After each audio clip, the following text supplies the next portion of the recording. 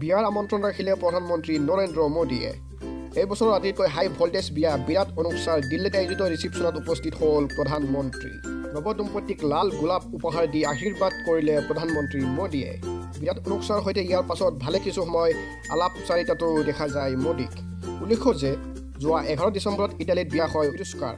ইয়াৰ পাছত হানিমুন সমাপ্ত কৰি দেশলৈ উভতি আহে এই নৱ অবিবাহিত দম্পতি। 21 তাৰিখে দিল্লীত আৰু 26 তাৰিখে মুম্বাইত দুটা ৰিচিপশ্যন ৰাখিছিল বিৰুষ্কা দম্পতিয়ে। দিল্লীত আয়োজিত ৰিচিপশ্যনত হাজিৰ হয় মোদী।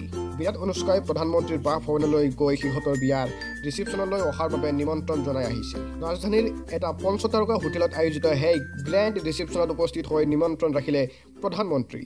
ছ'চিয়েল মিডিয়াত ছবিও শ্বেয়াৰ কৰিলে PM মোদীয়ে।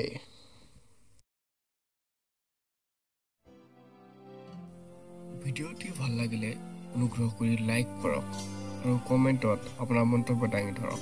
আৰু যদি এতিয়ালৈ ছাবস্ক্ৰাইব কৰা নাই তেতিয়াহ'লে ছাবস্ক্ৰাইব কৰিবলৈ নাপাহৰিব। ধন্যবাদ।